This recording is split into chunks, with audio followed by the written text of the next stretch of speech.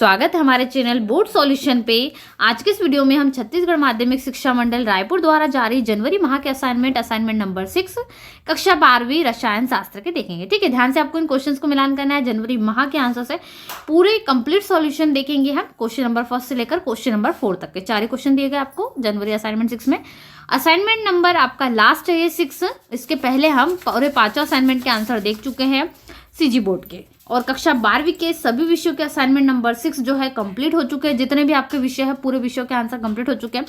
Description box में link दी गई है, जल्दी से जाकर वहां से आंसर को कंप्लीट कर लीजिए। जो भी विषय आपका छूटा हुआ है या आपने नहीं लिखे तो यदि पीडीएफ डाउनलोड करना चाहते हैं तो गूगल पर जाकर सर्च करोगे www.boardjankari.com, जहां पर आपको सीजी बोर्ड केमिस्ट्री के साथ साथ सारे विषयों के असाइनमेंट की पीडीएफ भी मिल जाएगी। ठीक है, चलिए पहला क्वेश्चन देखते हैं इसमें क्या दिया गया है। हिंसबर्ग अभिकर्मक का रासायनिक नाम लिखना है, ठीक है, और इसका सूत्र भी लिखना है। चलिए दोनों देख लेते हैं। इसका अ नंबर में और दूसरे में ब नंबर में एनिलीन की क्रिया हमें बताना है एसिटिक एनहाइड्राइड के साथ साथ H2SO4 के साथ भी। ठीक है, तो ये क्वेश्चन देख लेते हैं। चलिए इनका आंसर देखेंगे फटाफट से। तो हिंसबर्ग अभिकर्मक का यहाँ पर जो होगा रासायनिक सूत्र वो होगा C6H5SO2Cl यानी बेंजीन सल्फोनिल क्लोराइड, ये इसका रासायनिक नाम होगा। और पहला सूत्र हो जाएगा। सबसे पहले आपको सूत्र बोला गया है तो आप सूत्र करके लिख दोगे C6H5SO2Cl। अब रासायनिक नाम बोला है तो रासायनिक नाम क्या लिखोगे, बेंजीन सल्फोनिल क्लोराइड। ठीक है, ये हो जाएगा आपका रासायनिक नाम। तो दोनों आपको लिख लेना है। ठीक है, इसमें जो एमीन होते हैं अलग अलग एमीन, प्राथमिक द्वितीयक तृतीयक एमीन, तो प्राथमिक एमीन द्वितीयक एमीन और तृतीयक एमीन की पहचान में ये काम आता है इसका, ये हो जाए। आपको सिर्फ रासायनिक सूत्र और रासायनिक नाम बोला है तो ये दोनों आप इसमें लिख सकते हैं। चलिए ब नंबर का प्रश्न जैसा हमने देखा, हमें क्या बताना है, क्रिया बताना है एनिलीन की एसिटिक एनहाइड्राइड और उसके साथ में H2SO4 सांद्र H2SO4 के साथ में। तो पहले हम देख लेते हैं एनिलीन की क्रिया। एसिटिक एनहाइड्राइड का सूत्र ये होता है। ठीक है, तो यहाँ पर पहले हम एनिलीन लिख लेते हैं। एनिलीन बॉन्ड NH2 है तो ये एनिलीन हो जाएगा और ये एसिटिक एनहाइड्राइड। इसका हम यहाँ पर क्या करेंगे, हम जैसे ही अभिक्रिया कराते हैं CH3CO का होल ट्वाइस इंटू O, तो यहाँ पर एसिटिक एल्डिहाइड बन जाता है। जैसे ही एनिलीन की क्रिया कराई एनहाइड्राइड से एसिटिक एनहाइड्राइड से, तो एसीटेन एल्डिहाइड बनेगा। ठीक है, एसिटेल्डिहाइड बन जाता है। क्या होता है, ये NH2 जो बॉन्ड है ये टूट के यहाँ पर जो है सिंगल बंद में कन्वर्ट हो जाता है और इसे किससे जुड़ जाता है, ये कार्बन से। जो CO दिख रहा है आपको, ये CO जुड़ जाता है बॉन्ड से CH3CO यहाँ पर। ठीक है, देखिए ये CH3 यहाँ पर बॉन्ड में जुड़ चुका है और ये जो कार्बन है ये डबल बॉन्ड के साथ स्ट्रॉन्ग बॉन्ड इसका बन जाता है ऑक्सीजन के साथ में। और यहाँ पर NH जो 2 है वो इस प्रकार से हम इसको NH में का एक H जो है वो बाहर हो जाता है, यानी इसमें क्या हो जाता है H2O जो पूरा मिलकर यहाँ पर CH3, क्योंकि डबल बॉन्ड है तो ये डबल बॉन्ड का सिंगल यहाँ पर जाता है CH3CO और यहाँ का जो H है वो यहीं पर आ जाता है। इस प्रकार से इसमें एक ऑक्सीजन भी जो आपको दिख रहा है डबल ऑक्सीजन है, सिंगल ऑक्सीजन यहाँ रहता है और सिंगल यहाँ, तो यहाँ पर CH3COOH यानी एसिडिक अम्ल बन जाता है। प्लस में एसिडिक अम्ल आ जाएगा। चलिए दूसरा था हमारा सांद्र H2SO4 से क्रिया कराना है हमें एनिलीन की। तो ये एनिलीन का यहाँ पर हो गया, आपको बना लेना है NH2। सांद्र H2SO4 से इसकी क्रिया कितने केल्विन से, 455 से 475 यानी 455 टू 475 केल्विन यहाँ पर ताप है। तो जैसे हमने यहाँ पर करा तो वो क्या होता है NH3HSO4 बन जाता है। ठीक है, तो ये बन गया हमारा। इसके बाद में यहाँ पर हम जो है ताप अगेन देते हैं इसको 453 केल्विन के समथिंग, तो इससे H2O निष्कासित हो जाता है।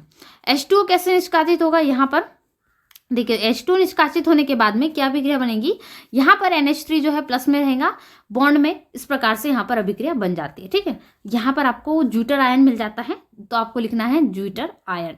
ठीक है, ज्यूटर आयन प्राप्त होता है, लेकिन इसका रीअरेंजमेंट हो जाता है, यहाँ पर आपको लिख लेना है, यानी पुनरीकरण हम इसको बोल सकते हैं। ठीक है, तो यहाँ पर रीअरेंजमेंट आप इसको लिख लीजिएगा तो ये आपके लिए इजी हो जाएगा। ठीक है, रीअरेंजमेंट यहाँ पर आपको लिखना है अगेन है, यानी पुनरुत्क्रमणीकरण इसका हो सकता है। अभिक्रिया जो है SO3H में कन्वर्ट हो जाती है, बॉन्ड NH2 जो इसका H3 है ये H निकल जाता है। ठीक है, तो वो H निकल के कहाँ पर जाता है, वो H निकल के SO3 के पास में चल जाता है, तो यहाँ पर SO3H हो जाता है, यानी सल्फेनिलिक अम्ल बन जाता है। तो ये अभिक्रिया ऐसी है जो रिवर्स भी हो सकती है, यानी उत्क्रमणीय अभिक्रिया जिसको हम कहते हैं। तो यहाँ पर उत्क्रमणीय अभिक्रिया इसके अंतर्गत आती है, या इसको आप रीअरेंजमेंट यहाँ पर लिख सकते हो एरो के ऊपर। ये हो गया दूसरा। चलिए अगला प्रश्न देख लेते हैं। प्रश्न क्रमांक दूसरा प्रश्न देखेंगे हम। तो हमारा क्वेश्चन नंबर 2 है, कारण बताइए। पहला है नंबर का, एल्किल हैलाइडों का अमोनिया अपघटन शुद्ध प्राथमिक एमीन बनाने की एक अच्छी विधि नहीं है, क्यों नहीं ये भी बताना है। और दूसरा है ब नंबर का, प्राथमिक एमीन के संश्लेषण में गैब्रियल थैलीमाइड संश्लेषण को प्राथमिकता क्यों दी जाती है। और तीसरे को हमें प्राबल्य के घटते क्रम में व्यवस्थित करना। ठीक है, पूरा प्रश्न 5 अंक का है। चलिए इसका उत्तर देखेंगे फटाफट से। जितने भी स्टूडेंट्स नए हैं चैनल पे, उन्होंने अभी तक चैनल को सब्सक्राइब नहीं कराया है तो जल्दी से कर लीजिए, ताकि सीजी बोर्ड की कक्षा 12वीं से संबंधित सारी लेटेस्ट अपडेट्स आपको मिलते रहें। इसके अलावा वीडियो को लाइक भी करें, अपने सभी दोस्तों में शेयर भी करें।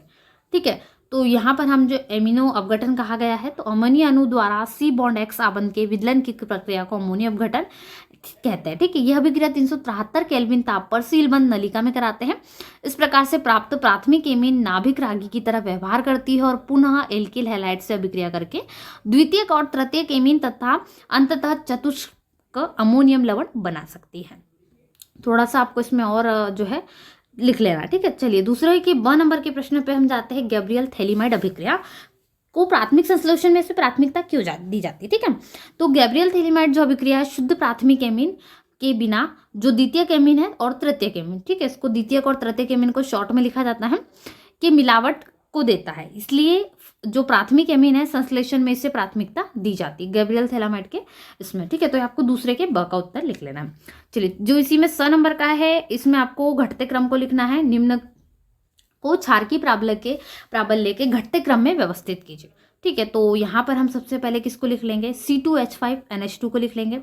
उसके बाद यहाँ पर घटता क्रम है क्योंकि सबसे कमजोर ये है, फिर C2H5 का होल थ्राइस नाइट्रोजन यहाँ पर N है, फिर C2H5 का होल ट्वाइस NH है। ठीक है, तो यहाँ पर क्रम हमें दिए गए, NH हो गया, सिंगल बंद N हो गया और NH2, इनके क्रम इस प्रकार से होंगे। सबसे जो घटता प्रबल होगा प्राबल्य क्रम वो होगा C2H5 का होल ट्वाइस NH का, और सबसे कम होगा NH2 का। ठीक है, इस प्रकार से आपको जमा लेना। चलिए अगला प्रश्न देख लेते हैं। प्रश्न क्रमांक 3 क्या है, तो प्रश्न क्रमांक 3 है, अल्फा ग्लूकोज और बीटा ग्लूकोज में क्या अंतर है बताना है। और 2 नंबर का है, ग्लूकोज की पायरेनोज संरचना को समझाइए। और तीसरा प्रश्न है, उस अभिक्रिया को लिखिए जो यह दर्शाती है कि ग्लूकोज के सभी कार्बन परमाणु एक सीधी श्रृंखला से जुड़े हैं। तीनों प्रश्न देखें, ग्लूकोज की पायरेनोज संरचना भी, अल्फा और बीटा ग्लूकोज में अंतर भी, और उसके अलावा और एक समीकरण है जो सीधी श्रृंखला में है कार्बन परमाणु की, वो भी देखते हैं। चलिए तीनों अवश्य के उत्तर देखेंगे। तो अल्फा और बीटा ग्लूकोज में यहाँ पर हम अंतर देखते हैं। तो पहला पॉइंट होगा, 4 पॉइंट हम देखेंगे। अल्फा ग्लूकोज का एक समावयवी है जिसमें बॉन्ड OH यानी हाइड्रोक्साइड समूह पहले कार्बन परमाणु पर मौजूद होता है, जो CH2OH। ठीक है, इस प्रकार से लिखिएगा CH2OH। ठीक है, इसमें आपका होगा अनुसमूह के समान होता है। और दूसरा होगा, अल्फा ग्लूकोज में इसके जली घोल में अल्फा ग्लाइकोपाइरेनोज के रूप में क्रिस्टलीकरण करने का गुण होता है। ठीक है, क्रिस्टलीकरण का गुण होता है। अल्फा ग्लूकोज की कॉम्पैक्ट संरचना होती है, लेकिन इसके अणुओं को इससे अलग किया जा सकता है, इसलिए तुलनात्मक रूप से कम स्थिर होता है। इसका गलनांक 146 डिग्री होता है। ठीक है, चलिए चौथा पॉइंट देखेंगे हम।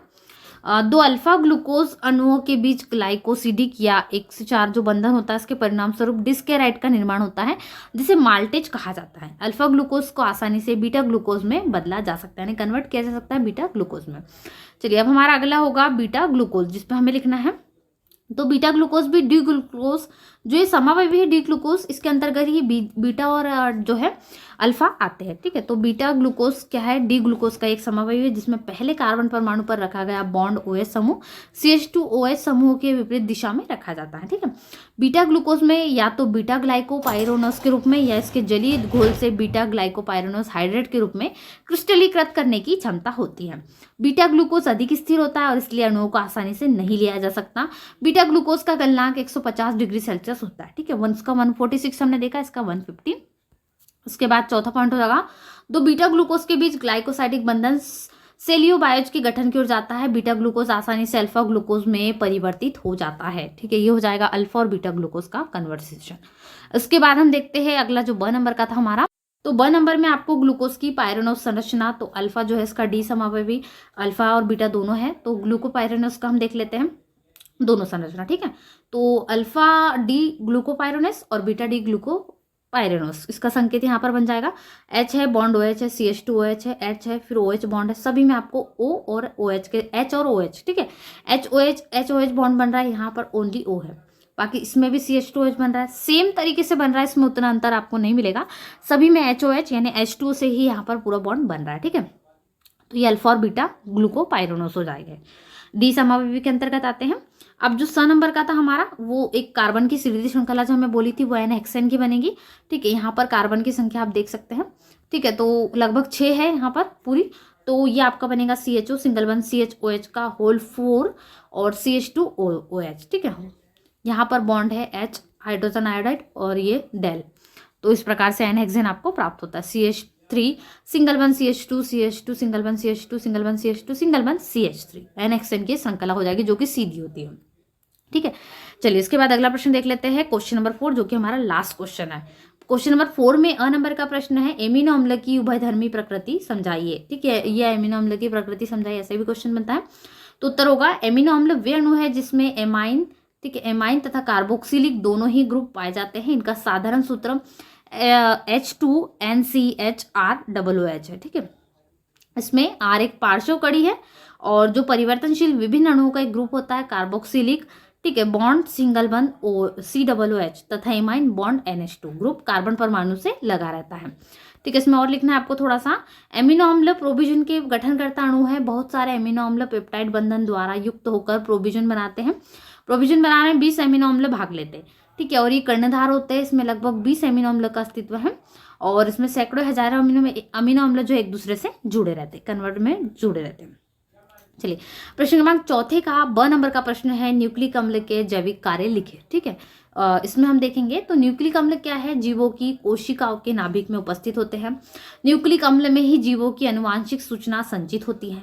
अब दूसरा होगा प्रतिकरण, ठीक है। तो प्रतिकरण होगा तो डीएनए अनुवांशिकता का रासायनिक आधार है। प्रतिकरण प्रक्रिया में एक डीएनए अणु कोशिका विभाजन के मध्य अपनी समान 2 प्रतिक्रियाएं बनाता है।